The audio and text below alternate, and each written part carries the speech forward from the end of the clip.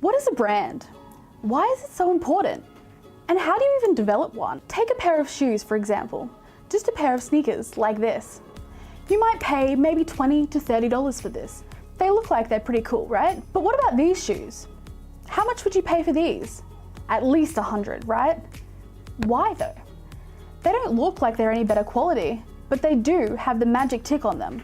They're Nike shoes. Nike has managed to create such strong brand equity that they can increase the value of maybe a $30 pair of shoes to at least $100. Crazy, right? People are happy to pay a premium for this brand. For you, the ultimate goal as a brand would be to be at the top of the consumer's mind when thinking of a certain category. For example, if you think of a soft drink, what are some of the first things that come to your mind? For me, it's Coke and Pepsi. This kind of thing is exactly what you want when it comes to brand awareness. Today, we're going to do a bit of a quick logo quiz.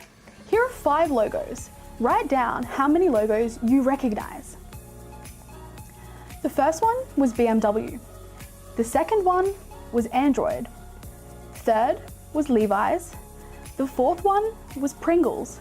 And the final one was Shell. These are all well-known logos, and I assume most of you guessed them without much effort. So, how can you create this sort of brand memory for your brand? First, let's start with a name. Have a look at these shapes.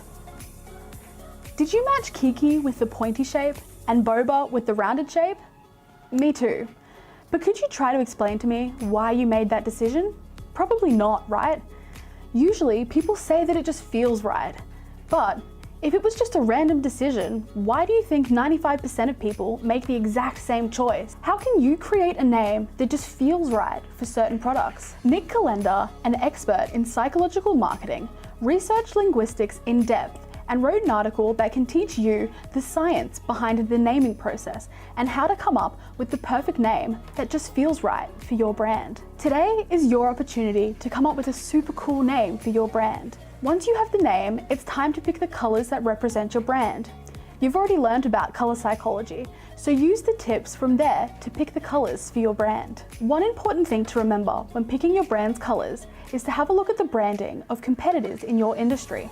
Have a look at what works and what doesn't. Evidently, in the sports shoe industry, black and white branding works. Now, if you were to start a store that sold a variety of sports shoes, you could use black and white as your brand colors because you know that consumers respond positively to this. After you've picked your color, it's time to design your logo. Your logo can be anything you like, really.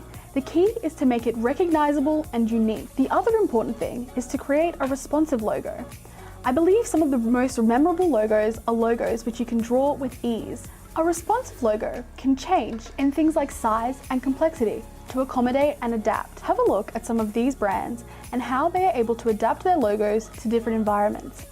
You never know where you're going to place your logo. The most important thing when establishing your brand is to keep everything consistent. Aim to have the same name across your social media platforms with a similar profile and cover photos. This will allow consumers to easily connect with you and allow you to build some form of familiarity with your user base or potential user base.